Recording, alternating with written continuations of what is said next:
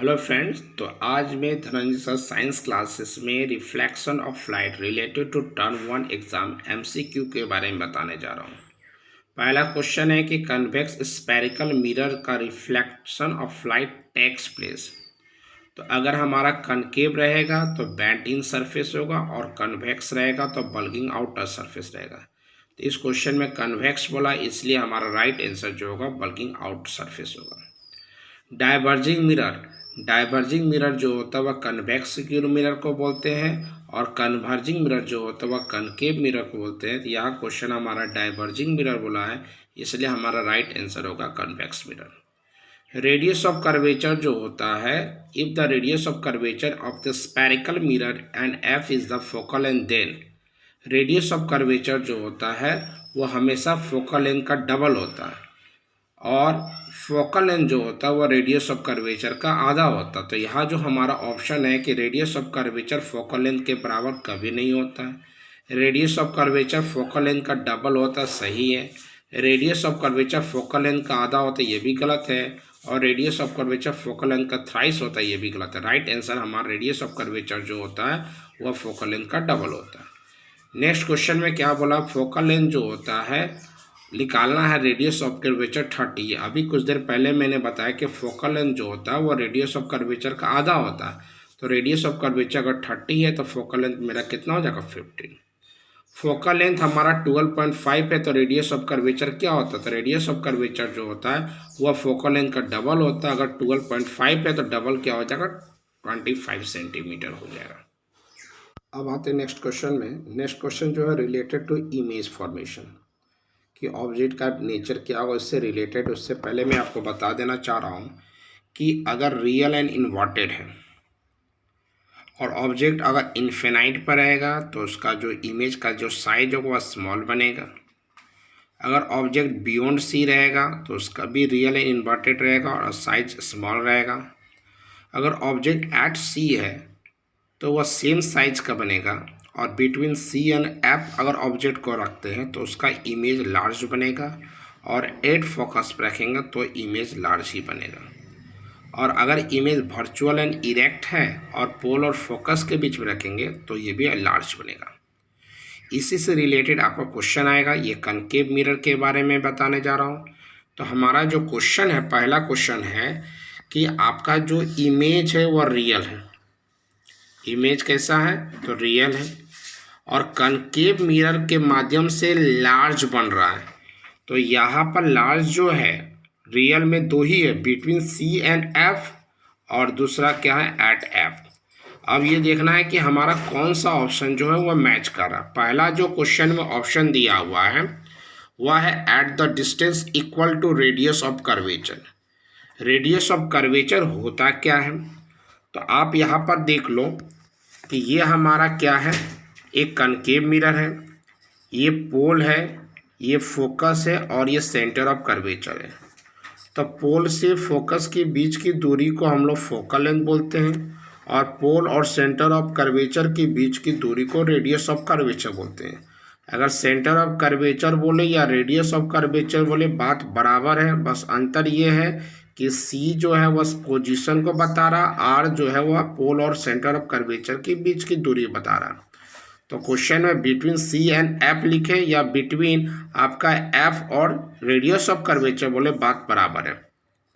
हमारा जो ऑप्शन है, पहला ऑप्शन है वह है the distance equal to the radius of curvature. Equal to radius of curvature का मतलब हो गया एट C। एट C हमारा ऑप्शन याद ये रखना है कि लार्ज का मतलब क्या हुआ, C और F के बीच में या तो F होना चाहिए। दूसरा ऑप्शन है at a distance less than the focal length. Focal length से कम ये भी नहीं हो सकता। नेक्स्ट ऑप्शन है फोकस और सेंटर ऑफ कर्वेचर के बीच में। तो आप देखो F और CF के बीच में है, इसलिए आपका इसका राइट आंसर जो होगा वह C नंबर होगा। नेक्स्ट क्वेश्चन जो है वह क्वेश्चन नंबर 30 है। इसमें बोला है द रियल, इसमें भी रियल इमेज बोला लेकिन स्मॉलर बोला है। तो स्मॉलर में दो ही कंडीशन है, अगर ऑब्जेक्ट इन्फिनाइट पर है या बियॉन्ड C है, क्योंकि रियल में दो ही जगह स्मॉल होता है। तो हमारा जो क्वेश्चन है उसमें बोला real image concave smaller than, पहला क्या है, सेंटर ऑफ कर्वेचर और फोकस। तो जानते हैं कि सेंटर ऑफ कर्वेचर और फोकस के बीच में क्या होता है, लार्ज होता है। ये मैं सारा चार्ट यहाँ पर बना चुका हूँ। इसमें कहाँ पर स्मॉल होता है और कहाँ पर लार्ज होता है, और कहाँ पर रियल इन्वर्टेड है, कहाँ पर वर्चुअल एंड इरेक्ट, ये मैं पहले से बना चुका हूँ। तो आपका बोला है पहला जो ऑप्शन है वो बोला सेंटर ऑफ कर्वेचर और फोकस के बीच में, तो ये तो लार्ज बनता, हमें स्मॉलर बोला है। सेकंड बोला है रेडियस ऑफ कर्वेचर से ज़्यादा, तो रेडियस ऑफ कर्वेचर से ज़्यादा का मतलब होता है बियॉन्ड सी, और बियॉन्ड सी में स्मॉल बोला है। और दूसरा स्मॉल इन्फिनाइट में भी होता है, देखते हैं और दूसरा कोई ऑप्शन है कि नहीं। Equal to the radius of curvature, equal to radius of curvature का मतलब एट सी, ये भी सही नहीं है। The distance equal to the focal length, focal length के बराबर मतलब फोकस पर, फोकस पर भी नहीं होगा। दैट मीन्स राइट आंसर होगा at a distance greater than radius of curvature. Question है कि image form by a concave mirror is virtual and erect and magnified. Virtual, erect और मैग्नीफाइड में केवल एक ही होता है जब ऑब्जेक्ट हमारा पोल और फोकस के बीच में रहता है। तो ऑप्शन आपका देखो तो चार ऑप्शन में एक ऑप्शन क्या है, बिटवीन पोल एंड फोकस, पोल और फोकस के बीच में ऑब्जेक्ट रहेगा तो वह वर्चुअल भी बनेगा, इरेक्ट भी बनेगा और मैग्नीफाइड बनेगा।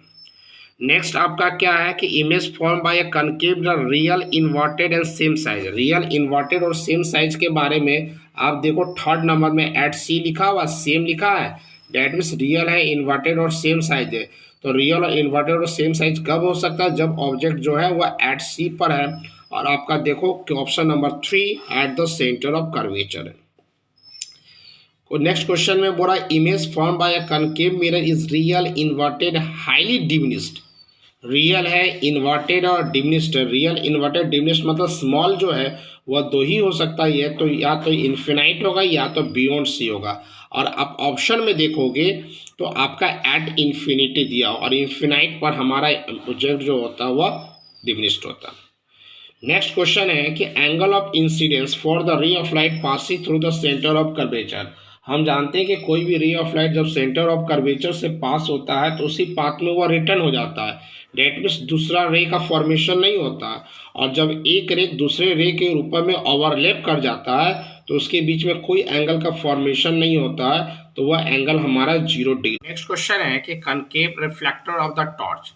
हम लोग जो टॉर्च में आपका जो रिफ्लेक्टिंग सरफेस होता है, बल्ब जहाँ रहता है टॉर्च में, तो वहाँ रिफ्लेक्टर जो होता है वह कहाँ बल्ब को कहाँ प्लेस करते हैं। तो हम जानते हैं कि टॉर्च का यूज़ जो होते हैं वो लॉन्ग डिस्टेंस के लिए, लाइट के लिए हम लोग करते हैं। तो हम ऑब्जेक्ट को कहाँ रखेंगे कि इमेज लार्ज डिस्टेंस हो, डैट मीन्स अगर ऑब्जेक्ट हमारा फोकस पर रहेगा तो उसका जो लाइट जो होगा वो लॉन्ग डिस्टेंस कवर करेगा, इसलिए हम रिफ्लेक्टर का जो है बल्ब जो होता है वह कहाँ प्लेस करते हैं, तो फोकस में। फोकल लेंथ जो है वो कनकेव मिरर का 2.5 सेंटीमीटर दिया हुआ है। तो डेंटिस्ट जो है वो ऑब्जेक्ट को या जो दांत जो होता है पेशेंट का वो कितना दूर पर रखेगा, तो स्वाभाविक है अगर हम ऑब्जेक्ट का फोकल लेंथ मिरर का फोकल लेंथ अगर 2.5 सेंटीमीटर है तो ऑब्जेक्ट जो होना चाहिए वो लेस देन 2.5 रहेगा। तो क्योंकि फोकल लेंथ और पोल के बीच में जब ऑब्जेक्ट को रखते हैं तो उसका इमेज वर्चुअल, इरेक्ट और बड़ा बनता है। तो फोकल लेंथ अगर 2.5 है तो अगर 2.5 से नज़दीक रखेंगे तो हमारा दांत जो है उसका इमेज वर्चुअल बनेगा, इरेक्ट बनेगा और लार्ज बनेगा। तो इसका राइट आंसर है 1.5 सेंटीमीटर। आज के लिए इतना है, थैंक यू।